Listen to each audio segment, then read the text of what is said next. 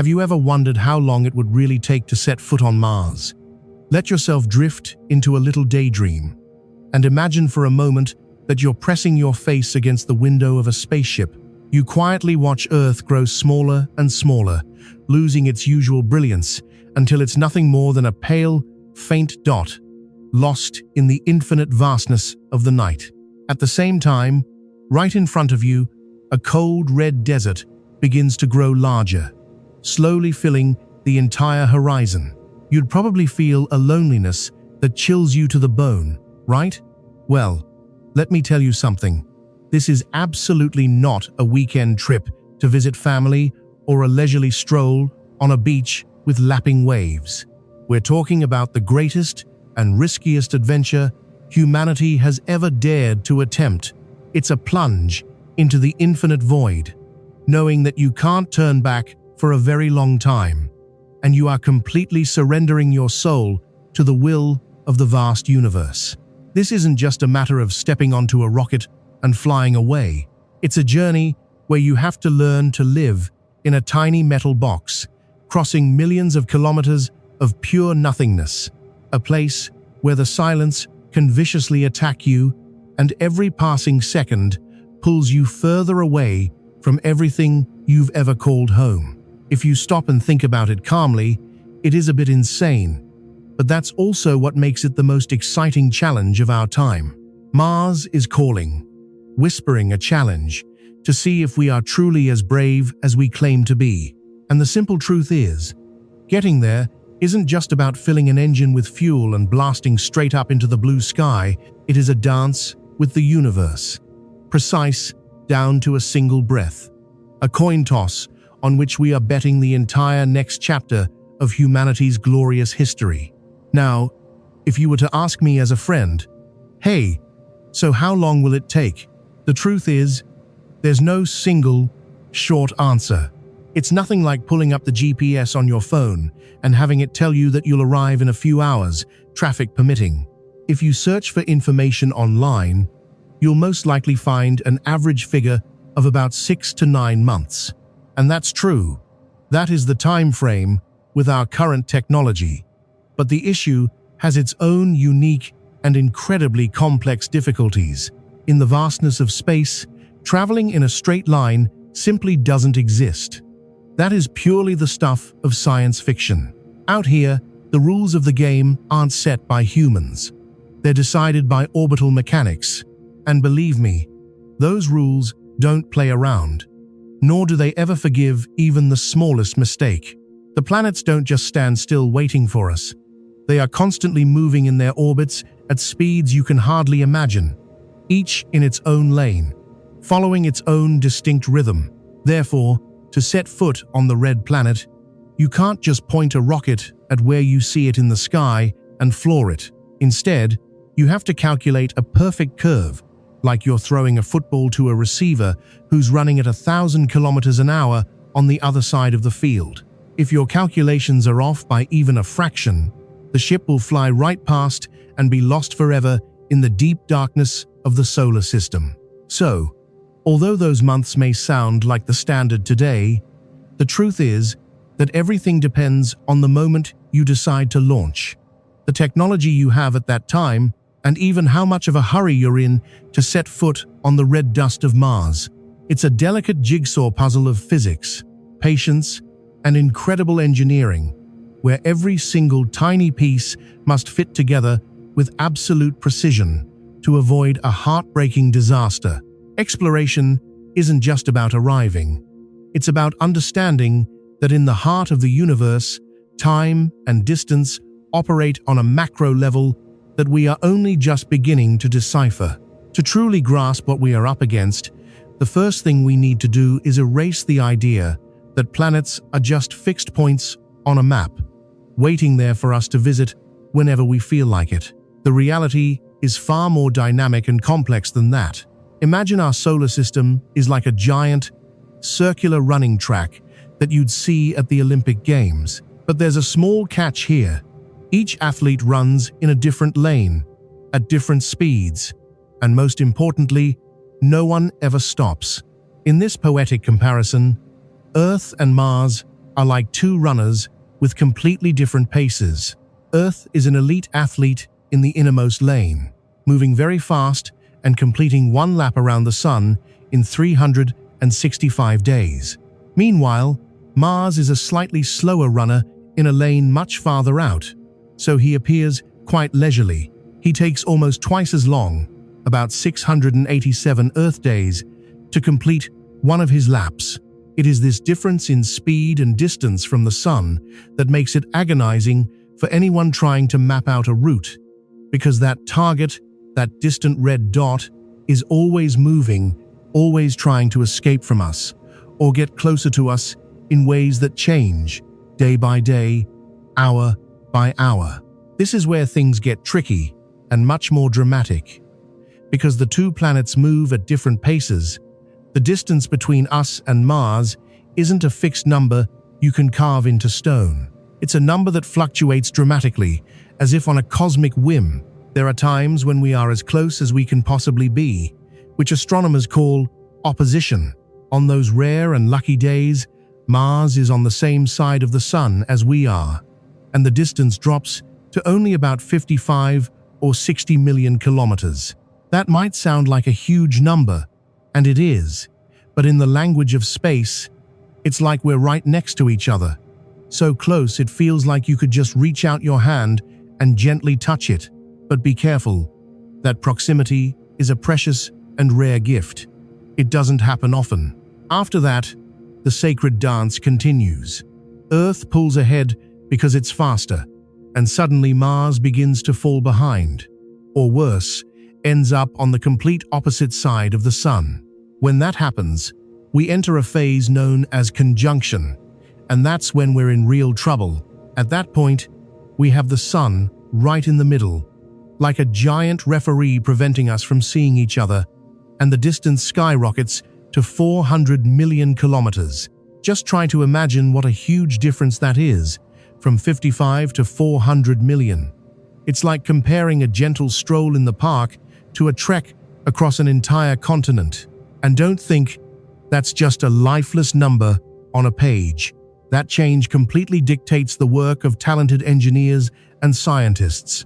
You can't send a mission to Mars whenever you get the urge, because if you choose the wrong time, you'll have to cross such an enormous distance that no amount of fuel in the world would be enough to get you there safely. That's why we have to live and work completely at the mercy of celestial mechanics. It's a game that demands extreme patience from humanity. We have to wait for the planets to align, wait for the slow runner and the fast runner to be in the most ideal positions so our jump can be as short as possible. If you miscalculate Mars's position in the coming months by even a fraction, you'll accidentally launch a billion-dollar rocket into the absolute void. And believe me, no one wants to be responsible for such a costly mistake. But let's dig a little deeper into why this changing distance is such a headache. It's not just because it's so far, but because the space between us, though empty, is filled with potential dangers. And every additional kilometer is another second of risk. When Mars is 400 million kilometers away from us, even light, the fastest thing we know of in this entire universe, takes about 22 minutes to travel from there to here. Take a moment to think about that. If an astronaut got into trouble and sent us a distress message, we would only receive it nearly half an hour later, and our reply would take another half an hour to get back to them.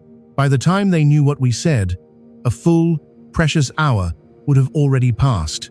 That communication lag is what makes the distance not just a matter of kilometers, but also a matter of psychological and operational isolation far beyond anything humans have ever experienced in history. Therefore, finding the closest point isn't a luxury. It's a mandatory survival need. Now, many people often think that the orbits of the planets are perfect circles, as if someone drew them with a giant compass. But that's not the case. The orbits of the planets are actually ellipses, which means they are slightly flattened, looking something like an egg. And Mars's orbit is even more eccentric than Earth's. This means that not all oppositions are created equal. There are times when Mars is at its closest point to the Sun, also known as its perihelion, right when we're passing by, and that's when the historic close approaches happen, even making the news because the red planet looks so incredibly bright in the quiet night sky. But there are other times when the opposition happens, when Mars is at aphelion, its farthest point from the Sun, and although we're still technically close, the actual distance is much greater than during the most favorable opportunities. This whole artistic mess of elliptical orbits, along with constantly changing speeds and relative positions, makes navigating a ship to Mars like trying to hit a tiny fly with a dart while you're standing on a merry-go-round spinning at full speed and the fly is buzzing around on another, bigger, slower, merry-go-round way out in the distance. It's a real challenge, isn't it? This constant change forces us to have incredibly clear and precise strategies. The key issue isn't how powerful your engine is, but how much intelligence you've put into planning the route. If we tried to go straight to Mars when it's far away, the ship would never arrive. It would just float forever in the void like a lonely piece of space junk. So, the moving target is the core concept that governs this whole amazing endeavor of space exploration. You know, we never aim for where Mars is right now. Instead, we have to aim for where it's going to be in 7 or 9 months. We have to meticulously calculate every millimeter of an invisible curve for the ship will travel. It's a dance exquisitely choreographed by gravity and the magical laws of physics, where the slightest error in understanding these changing distances could cost us an entire heartfelt mission. And pay close attention, because this is where another detail we sometimes forget comes into play: the Sun's gravity. The Sun is the real boss out here, the powerful entity holding all the cards. Everything we launch into the vastness of space is being pulled back by that enormous mass. So, when traveling between Earth and Mars, we're not just dealing with the simple distance between 2 points, but we're also fighting against, or more wisely, harnessing the power of the Sun itself. Going towards Mars is like trying to climb a challenging gravitational hill. You need just enough speed to escape Earth's embrace a little, but not so much that you overshoot and end up falling into the hot sun or get lost forever in the cold depths of space. This changing distance we're talking about is really a measure of the energy we'll need. The farther away the target, the more energy we need, and therefore, the more fuel and money it costs. That's why scientists are obsessed with those moments when Mars decides to come closer and give us a gentle wave.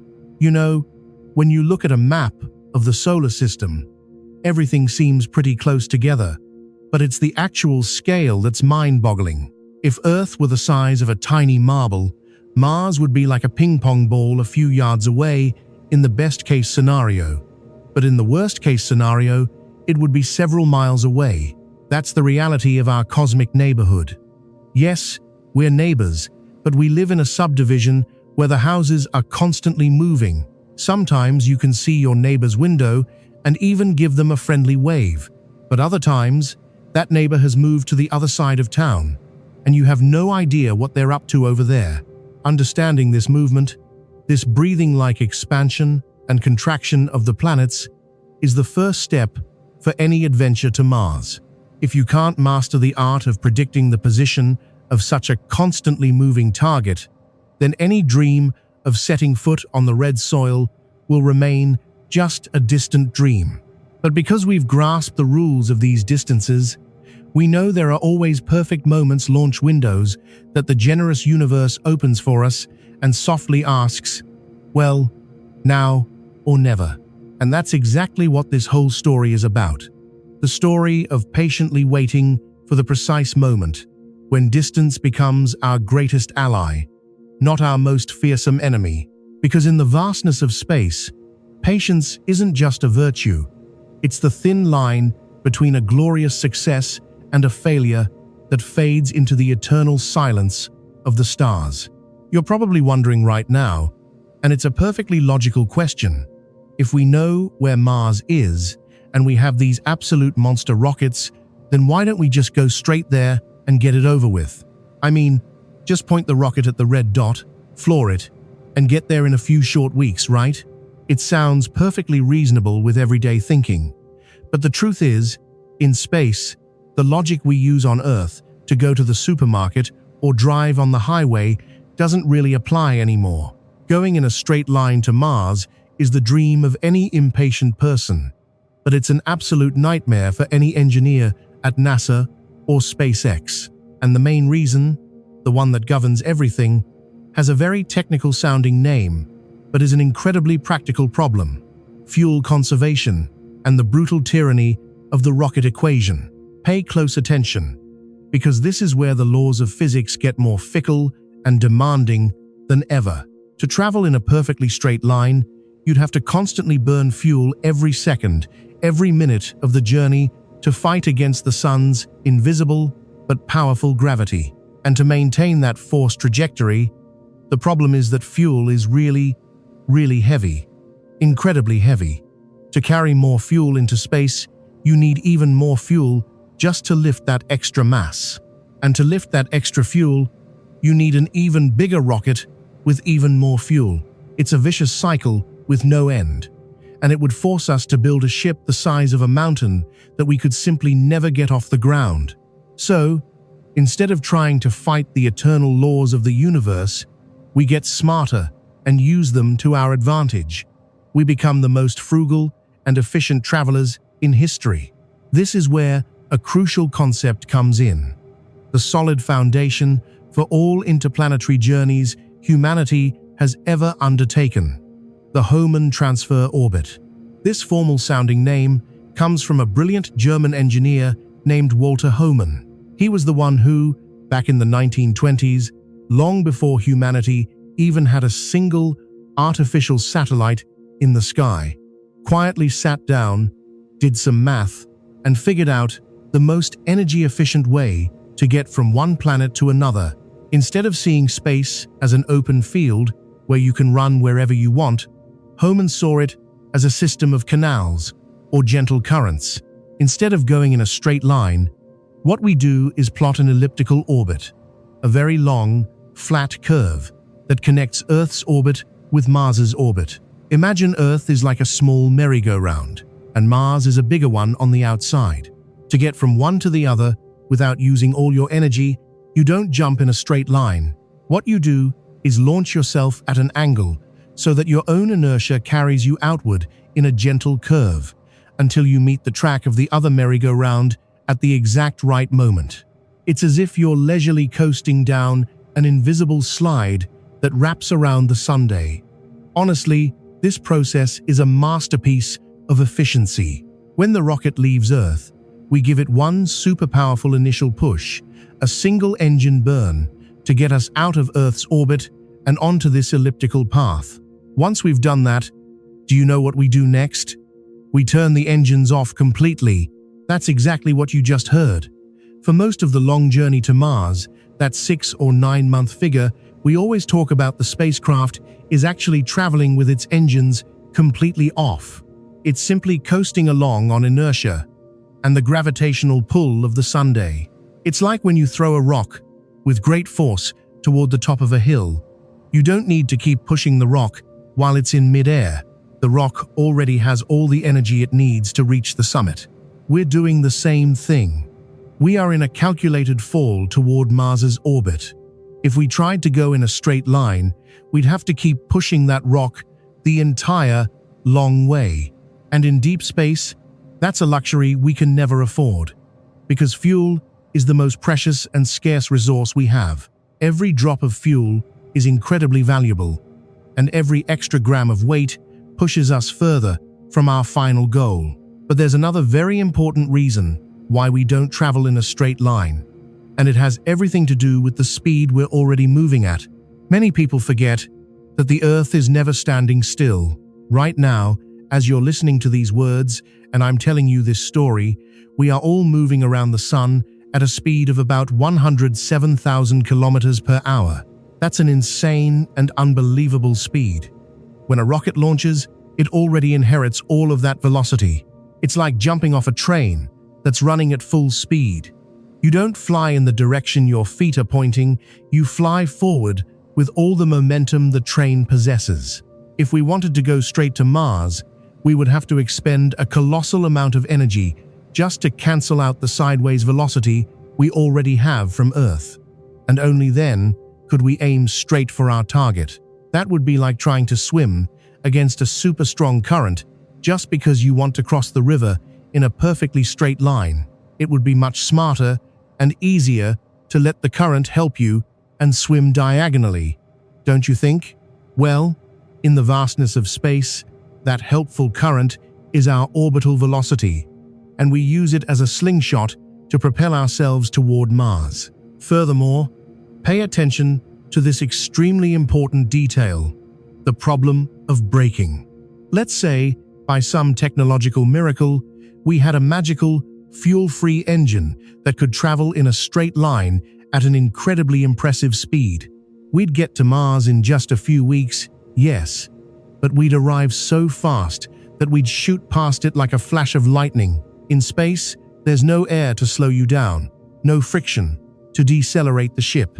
If you're hurtling toward Mars at 100,000 kilometers per hour, you'll still be moving at that terrifying speed when you get there. To enter orbit, or even better, to land safely without creating a new crater on the red surface, you absolutely must brake. And to brake in zero gravity, you need to burn an amount of energy equivalent to what you use to accelerate in the first place. If you go super fast in a straight line, you'll need an equally powerful brake, which brings us back to the original tricky problem. More fuel needed, a heavier ship, and a host of other complications. The Hohmann Transfer orbit, on the other hand, is incredibly elegant because it allows us to approach Mars at a much lower relative speed, making the parking maneuver much easier and safer.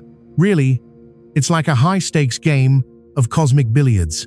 You have to calculate the departure angle, the precise speed, and the future position of Mars with a frightening degree of accuracy. If you go even a little bit faster, your elliptical orbit will become too large, and you'll end your journey outside of Mars's orbit, lost in the distant asteroid belt.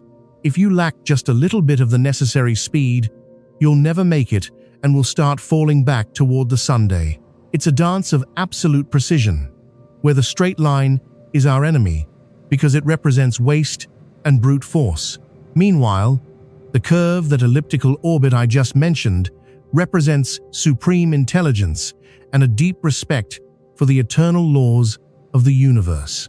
Meanwhile, the gentle curves, that elliptical orbit I mentioned, are the very embodiment of wisdom and a profound reverence for the eternal laws of the universe. Some nights, I quietly think about the brave astronauts, the first to make this journey.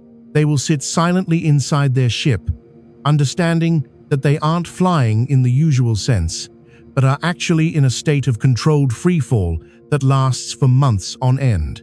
That must be an impressive and somewhat overwhelming feeling of losing control, knowing that your life depends entirely on a mathematical calculation made years ago, on an orbit meticulously plotted to save every precious gram of hydrazine or methane fuel. So, when you hear that a mission to Mars takes so long, please don't think it's because our rockets are slow. In fact, they are extremely fast. The core issue is that we are acting as wisely and humbly as possible.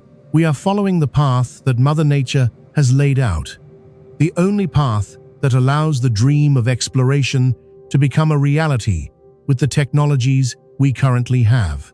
Trying to go in a straight line is like trying to cross a high mountain by ramming your head into a sheer cliff, instead of leisurely walking around on the existing trail. That trail might be longer, it might take you more time, but it's the only way that guarantees you'll reach the other side safely.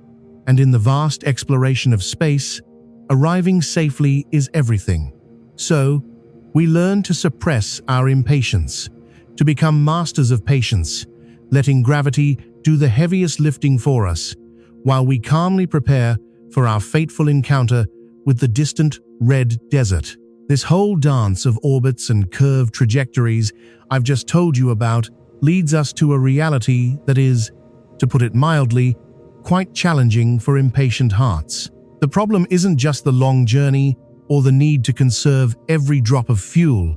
The real problem is that the universe doesn't let us depart whenever we want. There's a concept in the space travel community we call the launch window, and believe me, it's one of the most rigid constraints in the entire field of science. If you imagine going to Mars is like catching a bus or a plane down here, then let me tell you, this is a special bus that only passes the stop once every 26 months. You heard that right. Once every 26 long months. If for some reason you're late, if you accidentally oversleep, or if the rocket has a minor technical issue at the last minute and can't launch within that short, few-day time frame, then it's all over. You have to pack everything up, take the rocket back to the hangar, and quietly wait for more than 2 years for the planets to return to their ideal positions. There are no other options, no shortcuts, and no space Uber to come rescue you. But why is the universe so strict with its schedule? Well, it all comes back to that uneven dance between Earth and Mars we talked about earlier. Because Earth moves faster and Mars moves slower, there is a very specific moment when the geometry between the two planets and the Sun is most ideal for the transfer curve to work efficiently. To help you visualize it, the perfect time to launch is when Mars is about 44 degrees ahead of Earth on its path around the Sunday. It's like you're trying to jump onto a moving carousel, and you have to time every second, every beat, perfectly to jump without falling to the ground. That perfect alignment only happens about every 780 Earth days. It's a natural cycle, an eternal rhythm of the cosmos that governs our entire exploration schedule. So, if you look at history, whenever they send missions to Mars, whether it's NASA, China, or Europe, they all lift off within the same few weeks. That's not a coincidence. It's because everyone is taking advantage of the same door that the solar system has briefly opened. Honestly, the pressure that engineers and scientists are under when one of these launch windows approaches is something I wouldn't wish on anyone.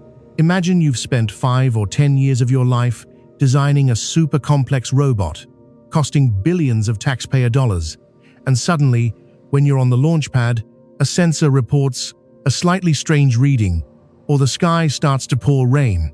You're under immense pressure because you understand that if you can't launch within that 3 or 4 week period, that entire massive effort will be put on ice for more than 2 years. And it's not just about time, it's also an enormous financial issue. The cost of maintaining the entire science team, paying for rocket storage, rechecking everything. The expense of missing a launch window is absolutely staggering. It's a high-stakes gamble where you have to decide whether to risk launching with a slight technical doubt or wait another 2 years and put the project's entire funding in jeopardy. It's incredibly harsh, isn't it? And you know, this 26-month problem doesn't just affect the outbound trip. It completely dictates how a human mission unfolds. This is where things get even more intense. If you send a crew of astronauts to Mars, it's not like they can just get there, step out, snap a few photos, plant a flag, and say, "All right, let's head home tomorrow." That's pure fantasy. To return to Earth using the same fuel-saving logic, the astronauts are forced to wait for the planets to align again for the return journey. And that wait on the surface of Mars isn't just a few short days. Typically, they would have to stay there for about 500 Earth days. That means we're talking about a typical mission that lasts about 6 months. On the way there, a year and a half, living in the cold, red desert, and another 6 or 7 months to get back home. In total, you'd be away from home for nearly 3 years, all because the solar system runs on its own schedule and makes no exceptions for anyone. This time constraint is what makes the logistics of going to Mars one of the greatest nightmares in human history. You have to plan years and years in advance. You have to be certain that every single bolt, every gram of food, and every liter of oxygen will be ready right when that window opens. There is no room for error. If you're missing something, you can't just send a resupply rocket next month. That rocket would also have to wait 2 long years before it could launch. It's total isolation, a fate sealed by celestial mechanics itself. So, when scientists talk about establishing a colony or a permanent base, the biggest challenge isn't just how to survive there, but how to manage the flow of people and supplies, which can only happen once every 2 years. It's like living on a deserted island, where the mail boat only stops by once every 2 winters. It forces you to be completely self-sufficient, because you know that help, if needed, would take an eternity to arrive. Furthermore, it's also worth considering that not all launch windows are created equal. As I said, because the orbits aren't perfect circles, there are windows where Mars is a little closer, and the trip might be shorter or require less fuel. But there are other windows that are more difficult and demand more effort. Mission planners have to look at the schedule decades in advance to find these golden opportunities. For example, there was a very good window in 2003 and another in 2018. But in the future, there will be windows that demand more muscle from the spacecraft's engines.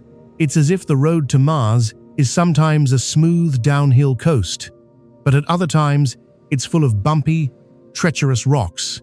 You have to know how to choose the right moment to act. I'm suddenly struck by what this must mean for the psychology of the astronauts. Knowing that once you've closed the hatch and the rocket has blasted off, you've committed your life to a 3-year cycle. There's no emergency button that can bring you home early, because physically, the orbits simply don't allow it. You are completely bound to the dance between Earth and Mars. The feeling that your destiny is literally written in the stars must be something that completely changes a person's perspective on life. You become a true citizen of the solar system, someone who no longer measures time in months or seasons, but by the oppositions and conjunctions of distant planets. So, the next time you hear that a mission to Mars has been delayed, please don't think it's due to laziness or poor organization. It's simply that the universe has slammed the door shut and locked it. And now, we have no choice but to sit and wait for the planets to complete their orbit and open the path for us again. It's a gentle reminder that no matter how much modern technology we have, no matter how much we consider ourselves masters of creation with our giant rockets and super-fast computers, in the end, we are still just tiny guests in a system far, far grander than ourselves. We have to learn to dance to the rhythm set by the sun and the planets. And that rhythm says that if you want to go to the red planet, you have to be very, very patient. The launch window waits for no one. And in those 26 months of waiting, the future of our species as explorers of new worlds is being decided. It's a profound lesson in humility. In the vastness of space, time doesn't belong to us. It belongs to gravity and the distant orbits that have been silently operating for billions of years, completely unconcerned with the small plans of humanity. Those orbits, for billions of years, have silently followed their own paths, completely unconcerned with the small plans of humanity. Now, to understand why it takes us so long, we have to look at the machines we have today, the true technological marvels that will carry us from Earth's cradle. The truth is, even though we live in the glorious age of smartphones and artificial intelligence, when it comes to space engines, we're still fundamentally using the same idea that the pioneers of the Cold War era dreamed of, and that is chemical propulsion. Now, don't get me wrong, it's an incredibly impressive and super powerful technology, but it carries with it some very clear limitations. Imagine this: a modern rocket is basically a giant fuel tank with a tiny little needle on top where the astronauts are sitting quietly. That entire massive size, that whole ferocious power of the fire blasting out the back is purely the result of chemical reactions.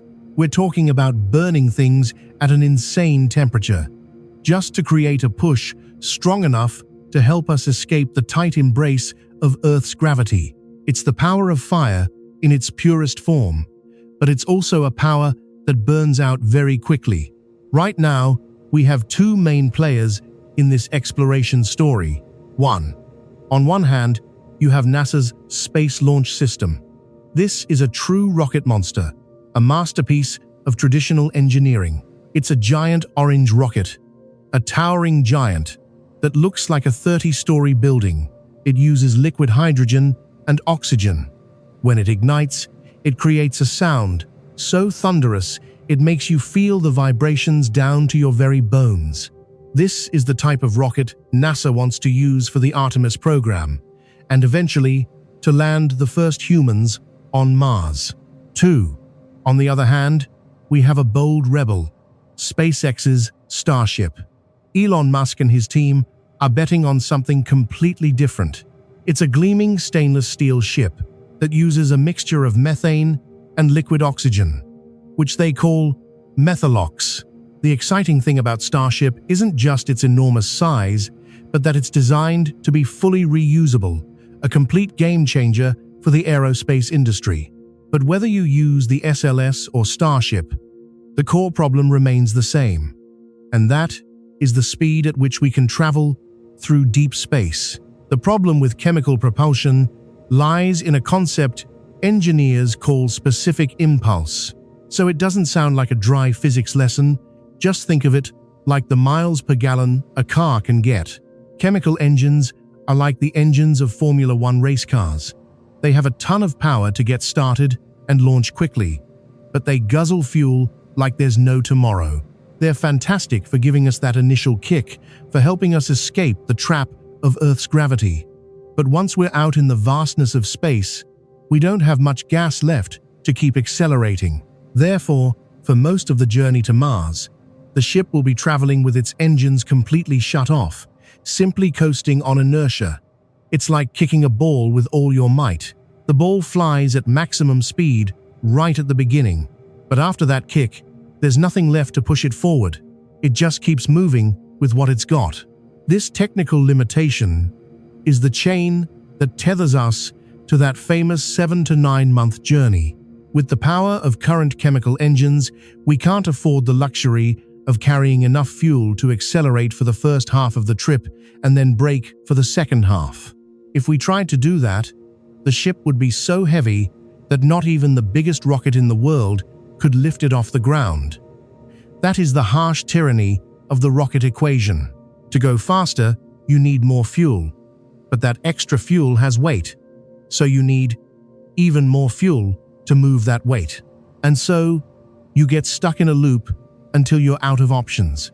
That's why we settle for a slower journey, one that gets us to the red planet in about 9 months.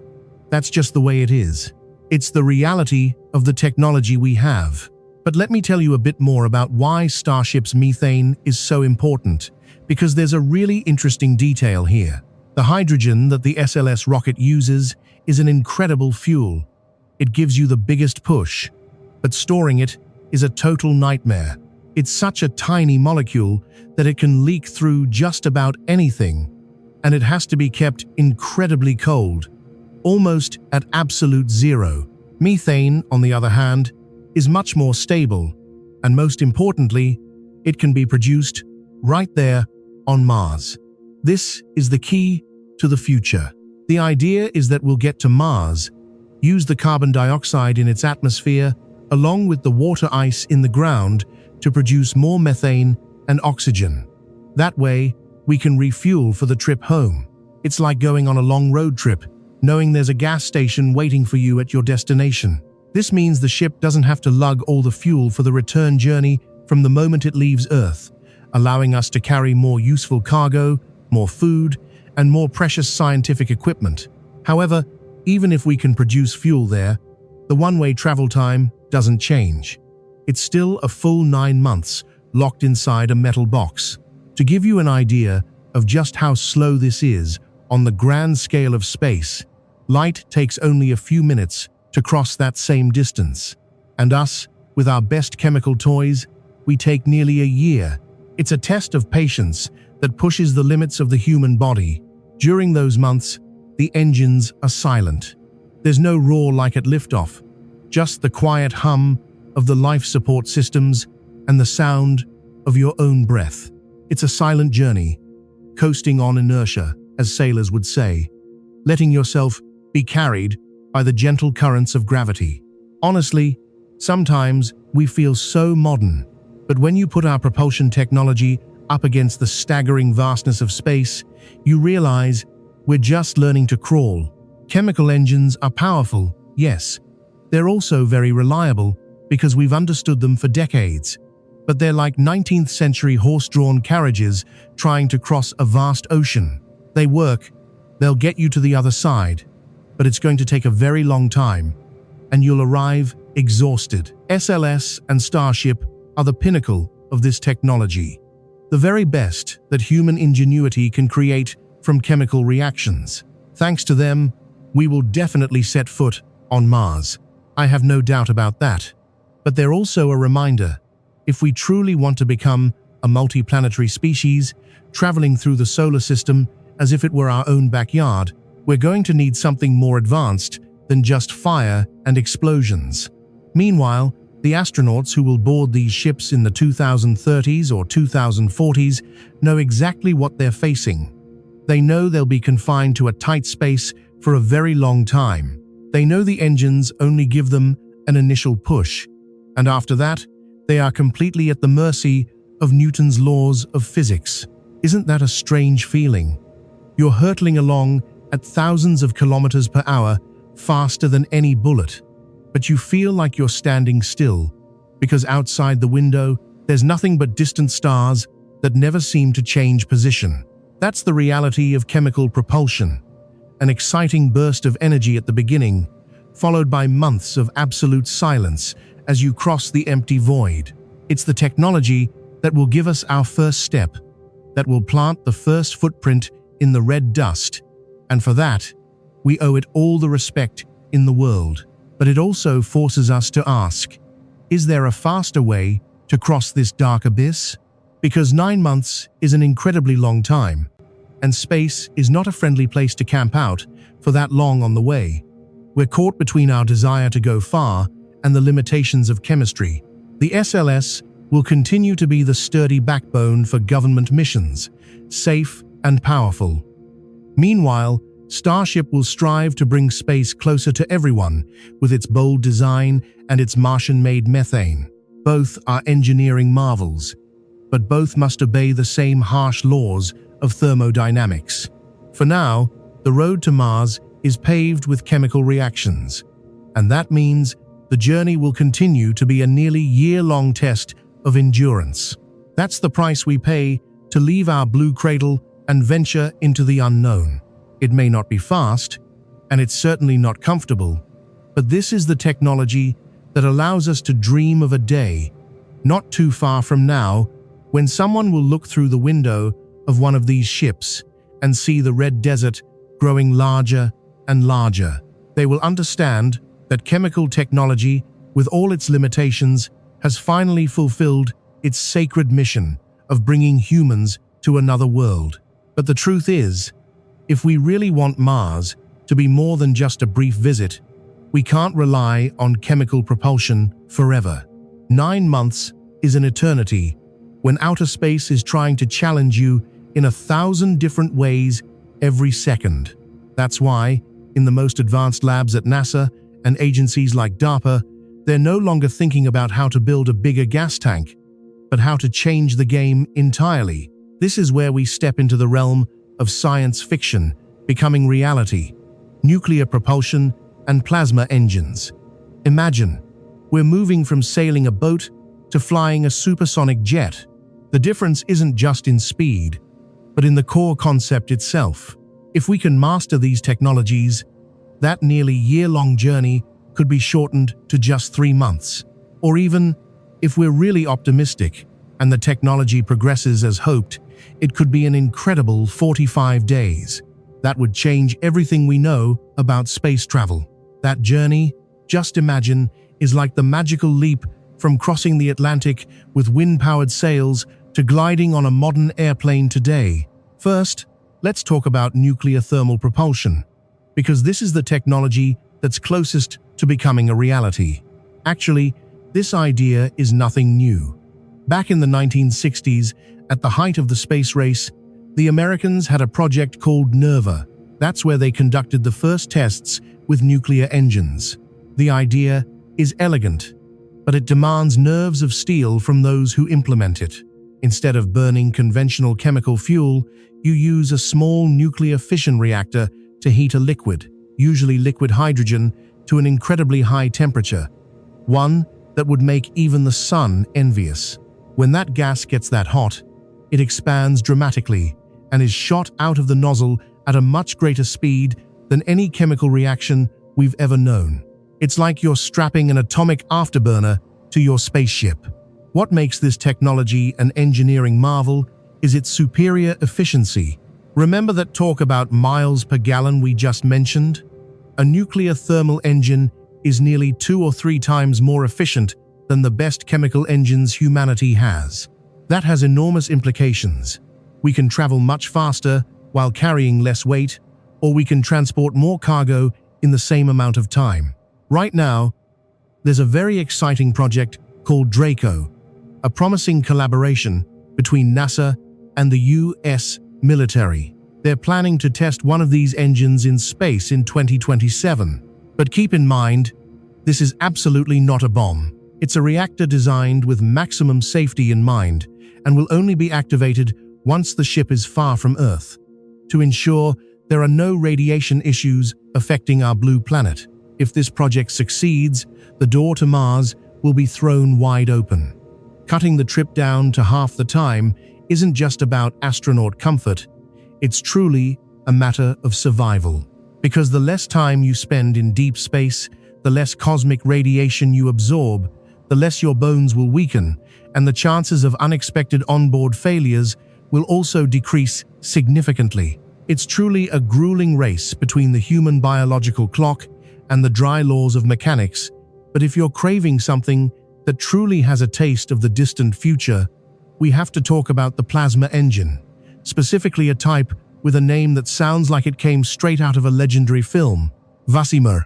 This is the brainchild of a very talented Costa Rican-American astronaut, Franklin Chang Diaz, who has spent decades of his life perfecting this technology. A plasma engine works in a completely different way. It uses powerful magnetic fields to heat a gas until it transforms into plasma, the fourth state of matter, like the brilliant light inside lightning bolts or in the heart of distant stars. Then, it ejects that stream of matter using radio waves and extremely powerful magnetic forces. The most incredible thing about Vasimer is that, theoretically, the ship can accelerate continuously for the entire journey. Remember how I said that chemical rockets can only give one big push and then they're done? A plasma engine is different. It can operate persistently, creating a thrust that, while small, is steady and relentless. At the beginning, you might be going quite slowly, but because you never stop accelerating, by the time you're halfway there, you'll be hurtling along at a speed that would make anyone's jaw drop. Mr. Chang Diaz believes that with an engine like this, combined with a powerful enough energy source like a large nuclear reactor, we could set foot on Mars in just 39 or 45 days. That's only about a month and a half. It's a short period of time, equivalent to a long vacation or a summer course for us down on the ground. Of course, the road to the future isn't always paved with roses. The problem with these science fiction-esque engines is that they require an enormous amount of electrical power. For a plasma engine to operate at full capacity, you need a whole nuclear power plant right on the ship, capable of generating megawatts of power.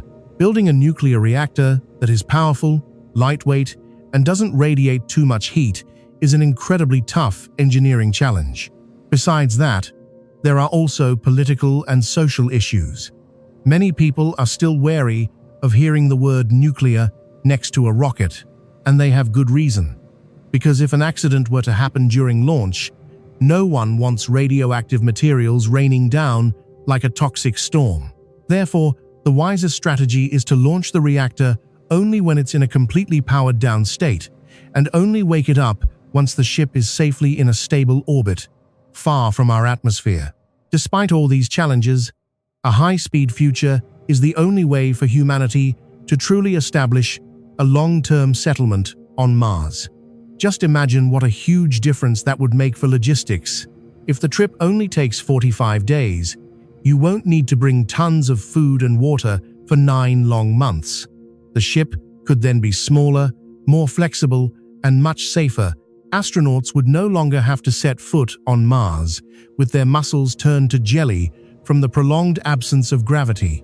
Instead, they would arrive in healthy condition and ready to get to work immediately. And most importantly, if there's a medical emergency that can't be handled on site, a return trip home in a few months is far more feasible than having to wait a grueling 2 years for the launch window to open and then spending another 9 long months on the road. In space, speed is safety. It's as simple as that. Honestly, sometimes I sit quietly and wonder how future generations will look back on this historical moment of ours. Perhaps they'll smile and think we were so primitive, carrying out missions that lasted nearly a year, locked inside tiny tin cans and propelled by violent chemical explosions. They'll look at our most advanced engines today the same way we look at the slow-moving ox carts of the old days. To them, the solar system will become smaller and more intimate, connected by plasma highways and powerful nuclear reactors, allowing travel between planets to take place in a matter of weeks. But to reach that dream, we are forced to overcome the grueling trials of today. Project Draco and the experiments with plasma are the first toddling steps of a child learning to run. And don't think this is just for Mars. If humanity truly masters nuclear propulsion, the rest of the solar system will be within our grasp. The mysterious moons of Jupiter, the brilliant rings of Saturn, all the places that we now consider impossible destinations, requiring decades to reach, will suddenly become places you could visit on a mission lasting just a few years. That is the greatest technological leap. Since the day humans put engines on ships to conquer the oceans, we're now talking about no longer being prisoners in our own planetary neighborhood. We will become true navigators of the vast cosmic expanse. So, although we currently have to patiently endure the slow pace of chemical technology, the horizon ahead looks incredibly bright and exciting. There are some very brilliant minds racking their brains right now, trying to figure out how to tame the power of the atom and plasma to get us there faster. Because, after all, it's in our human nature to be impatient. We always crave to get there, to see and discover new things with our own eyes, and it is that ambitious impatience that will drive us to invent the kinds of engines that seem impossible today. Mars is very far away, that's true. But with a sturdy nuclear reactor at our back and a brilliant trail of plasma behind us, the red planet will start to feel much closer than we ever imagined. The technology of the future not only shortens geographical distances, but it also cuts away our inherent fear, giving us the confidence to declare loudly, space, in all its vastness, cannot be too big for the stature of humanity. We're about to hit the fast-forward button on history, and believe me, the journey ahead is going to be very, very exciting. But my friend, not everything on this fateful journey is about steel, nuclear engines, or dry elliptical orbits. There is another factor, far more delicate and sometimes more unpredictable than any reactor malfunction, and that is human beings ourselves. The gentle but harsh truth is, the human body and mind was simply not designed by nature to live in a vacuum. We are creatures of Mother Earth, made to feel the weight of gravity, to breathe fresh air, and to watch the cycle of the sun rising and setting each morning. When you stuff a group of people inside a tin can the size of a small house, then launch them into complete darkness for months on end, you're essentially conducting a psychological and biological experiment at the very limits of our endurance. Time in space is no longer measured the way we do it here. Up there, time becomes a 1,000-pound burden, a silent enemy that quietly erodes you bit by bit, from your bones to the very sanity of your mind. Let's start with the physical changes, because this is an incredibly serious issue. The moment you leave the warm protection of Earth, your body begins to change in some rather frightening ways. Because there's no gravity to pull the fluids in your body downward, blood and all other liquids will rush to your head. Astronauts often call this the puffy face phenomenon, because their faces swell up, while their legs become as skinny as a canary's. But that's still just the minor, external stuff. What's really bad is what's silently happening inside your bones and muscles, because you no longer need to exert effort to move in a zero-gravity environment. Your body, which is a very energy-efficient machine, decides that it no longer needs to maintain those strong bones or large muscle masses. You'll start to lose bone mass at an astonishing rate, almost like having rapid-onset osteoporosis, without diligently exercising for at least 2 or 3 hours every day with specialized equipment. By the time they reach Mars, the astronauts' bones will be as brittle as crackers, and they wouldn't even be able to stand on their own 2 feet. Just try to imagine what that means. You've traveled millions of kilometers, overcome so many hardships to become the first person to set foot on Mars. But when the ship's hatch opens and you take your first steps down the ladder, your legs snap instantly, just because your bones have turned into fragile pieces of paper. And then there's the problem of radiation, the most insidious and invisible enemy. Here, under Earth's roof, we have a protective magnetic field, as comforting as a warm blanket, deflecting all the harmful particles ejected by the sun and the cosmic rays from distant galaxies. But on the way to Mars, you are completely exposed and alone against the universe's assault.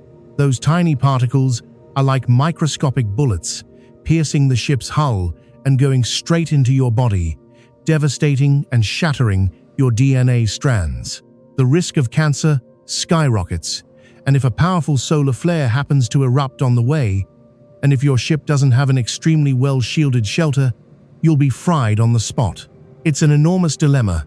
To protect humans from radiation, you need thick walls of lead or water, but those things are incredibly heavy, and we already know that weight is the ultimate enemy in space travel. It's a constant struggle to find that delicate balance. How to not die from radiation while keeping the ship light enough to lift off the ground. Those radiation particles, they're like tiny, microscopic bullets, silently passing through the ship's walls and seeping into your very body, devastating and shattering your precious DNA strands. The risk of cancer skyrockets, and if a powerful solar flare happens to erupt on the way, your ship had better have an extremely well-shielded shelter. If not, you'll be cooked on the spot by the atomic heat. It truly is an immense dilemma. To protect you from the onslaught of radiation, we need thick walls of lead or pure water. But those things are incredibly heavy, and we understand all too well that in space, weight is the ultimate enemy. It's an incredibly difficult balance between protecting life from radiation and keeping the ship light enough to lift off the ground. But honestly, what truly worries experts the most isn't the changes to the body, but what happens inside the human mind. Isolation is an incredibly serious problem. It's nothing like being stuck at home during a pandemic with the internet, movies for entertainment, and the ability to order food delivery. On a ship hurtling towards Mars, the isolation is absolute and eerily silent. As you travel farther away, Earth will gradually become a tiny, faint blue dot, until one day you can no longer even distinguish it from the other unfamiliar stars. NASA psychologists call this the Earth out of view phenomenon, and they believe it can have extremely powerful psychological effects on the minds of astronauts. Losing visual connection with your blue home. Knowing that everything you've ever known and loved is contained in a tiny dot you can cover with your thumb will give you a sense of desolation and loneliness that no human has ever experienced before. You are alone, a true and profound loneliness, in an endless, featureless void. On top of that, you'll have to learn to live with 4 or 5 other crewmates 24 hours a day, 7 days a week, for years on end. In that place, there's nowhere to run. You can't just open the door and go for a walk to cool off after a tense argument. If someone chews their food loudly, if someone has a small habit that annoys you, or if someone doesn't maintain good personal hygiene, these little details that are just a passing annoyance on Earth can become the trigger for a serious conflict on a cramped spaceship. Anger management and learning to live together harmoniously in a confined space is one of the heaviest burdens for the entire crew. They must possess the emotional stability of tempered steel, because if just one argument breaks out mid-journey, it won't just make the trip more bitter, it could directly endanger the entire sacred mission. You know, we can't have 2 people who are angry and not speaking to each other jointly, operating the complex control panels of a multi-billion-dollar ship. And then, another ghost appears. Boredom. Yes, it sounds strange, but the trip to Mars can actually be lethally boring. Once you get past the initial excitement of liftoff and have grown accustomed to the silent spectacle of the stars, you're left with months of monotonous, repetitive routines, from checking technical systems, to exercising on a strict schedule, to eating dehydrated foods that always taste the same, and waiting. The human brain craves stimulation and novelty. But in the vastness of space, everything around you is artificial. From the light to the very air you breathe, air that is constantly being recycled. So, you're essentially rebreathing the sweat and breath of your crewmates over and over again, to the constant hum of ventilation fans and machinery. In that place, there is no rich scent of damp earth after a rain, no cool breeze blowing across your face, and no cheerful chirping of birds to greet the new day. That sensory deprivation will slowly and silently erode your spirit. Therefore, keeping the crew busy and maintaining a healthy mindset is just as important as keeping the engines running smoothly. Think about it. Even normal sleep becomes a difficult problem. Without the natural day and night cycle of Earth's rhythm, your internal biological clock gets thrown into chaos. Astronauts have to use special lights that can change color to signal to the brain when it's time to be awake and when it's time to fall asleep. If they don't get good rest, mistakes will start to happen. And in deep space, just one small error from pressing the wrong button, a moment of distraction from fatigue, or a misunderstanding due to a bad mood could send the ship off course or damage a critical life support system. It's a constant, crushing pressure, a tension that never lets you go for even a second. You understand that you are always just one small mistake away from death, and there is no one out there who can come to rescue you immediately. If something goes wrong, it's just you, your crewmates, and what you have on hand to try and fix it. The truth is, when we think of the heroes who will set foot on Mars, we often dream and imagine them to be like the super brave characters in movies. But in reality, they must be masters of patience and miraculous resilience. They will have to learn to endure the degradation of their own bodies, the bombardment of invisible radiation particles, and the crushing weight of a loneliness we can't even begin to imagine. Psychological time in space seems to stretch on for an eternity. Those 9 long months can feel like an entire lifetime. So, the effort to shorten the travel time with new technologies isn't just about getting there faster. It's also about saving the crew's mental health. Every day shaved off the journey is another day of health and safety for them. In the end, the human challenge is the greatest challenge of all. We can build the most powerful rockets, the most efficient nuclear reactors, and the smartest computers in the world. But inside all of that cold technology, there will always be a beating human heart, a mind that needs to feel like it belongs somewhere warm. The biggest question now is not just whether we can get humans to Mars, but whether humans can endure that journey without losing the very essence of what makes them who they are. It's a gamble where we're betting everything we have, but that's the nature of humanity, isn't it? We are always willing to pay a steep price just to see with our own eyes what lies beyond the distant horizon. And even though the physical and mental price to be paid is immense, there are always brave hearts out there willing to accept it. They accept it all just to be the first to witness the ethereal blue sunrise on Mars's crimson horizon. Human will is perhaps the only force stronger than gravity and radiation combined. After months spent in the dead silence I told you about, in that seemingly endless void, everything will suddenly change in the blink of an eye. You've spent nearly a year meticulously calculating every gram of food, exercising like crazy so your bones don't disintegrate, and trying your best not to go insane in the pitch-black darkness. But now, the red dot you used to see through the window is no longer a tiny dot. It has become an entire world, hurtling towards you at a terrifying speed. Model. This is when the real climax of the adventure begins, what NASA engineers accurately call the 7 minutes of terror. And trust me, that name is no exaggeration for the evening news. It's the most honest description of betting your life on fate. Billions of dollars and decades of hard work are all wrapped up in a brief period equivalent to a television commercial break. Because, to put it bluntly, getting to Mars is hard, but landing safely on it is practically a miracle of physics. The main problem is this: Mars is extremely unpredictable when it comes to its atmosphere. You see, Earth has a thick, forgiving atmosphere that protects us and allows airplanes and parachutes to work wonderfully. The Moon, on the other extreme, has no atmosphere at all, so you know for sure that all the braking has to be done by rocket engines.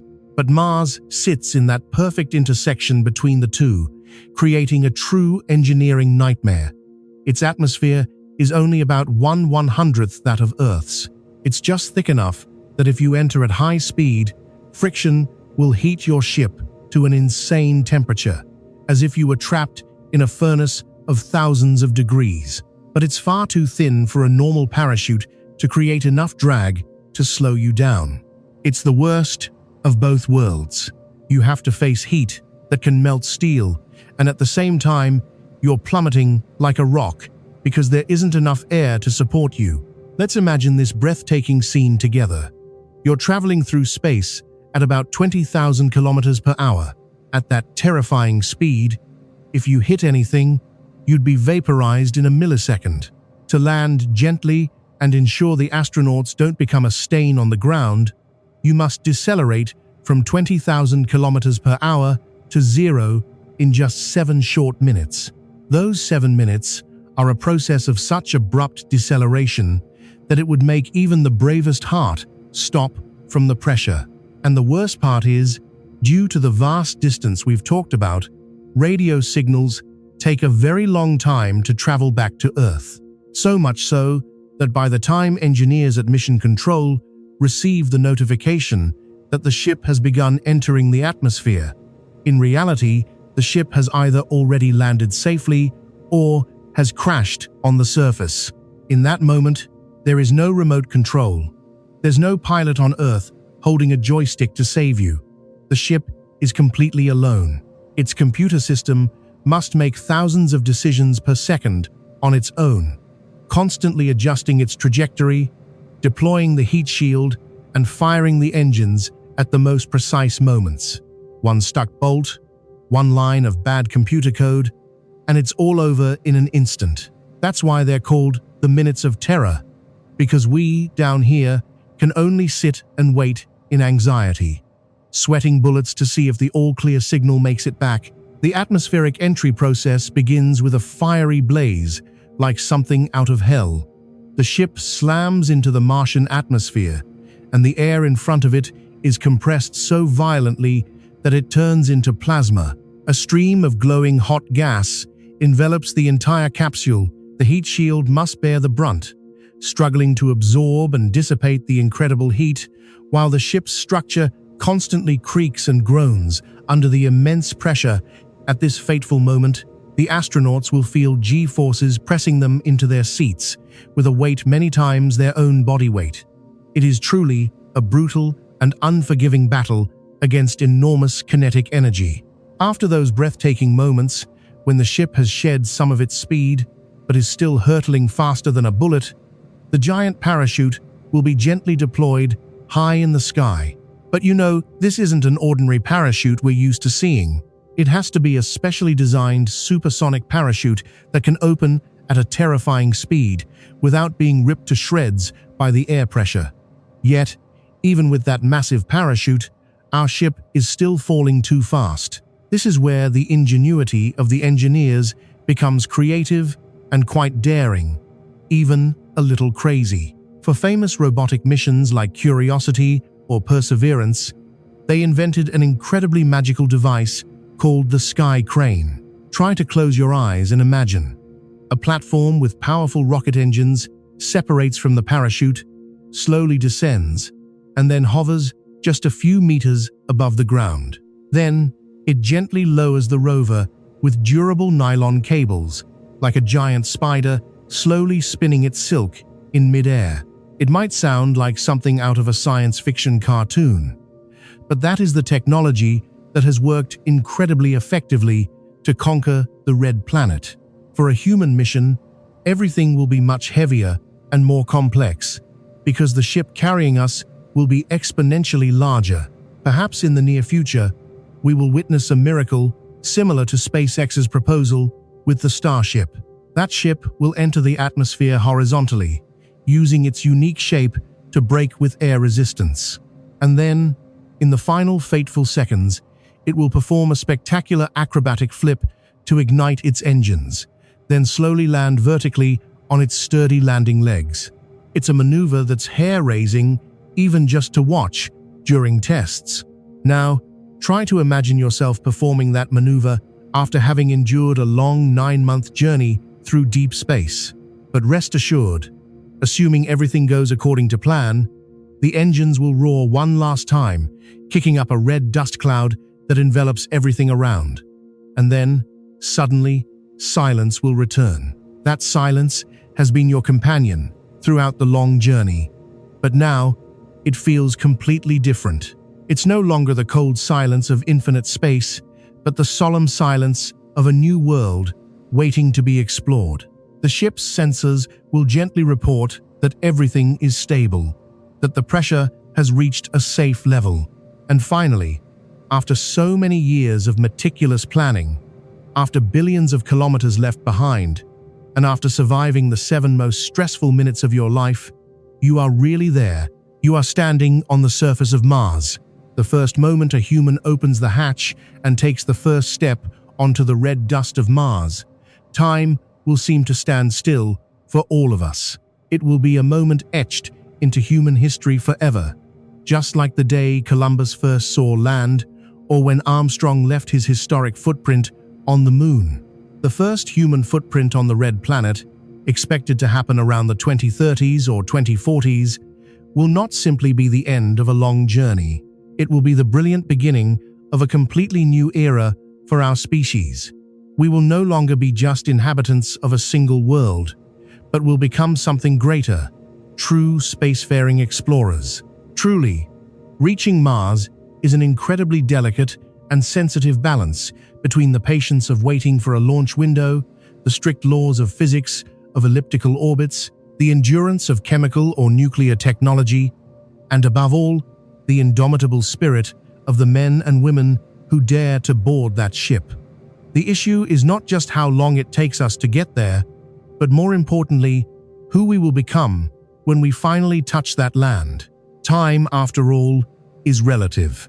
Those weary months of travel will be nothing compared to the eternal glory of the moment we see our nation's flag, or even better, the common symbol of all humanity, flying proudly in the light breeze of a desert that has silently awaited us for billions of years.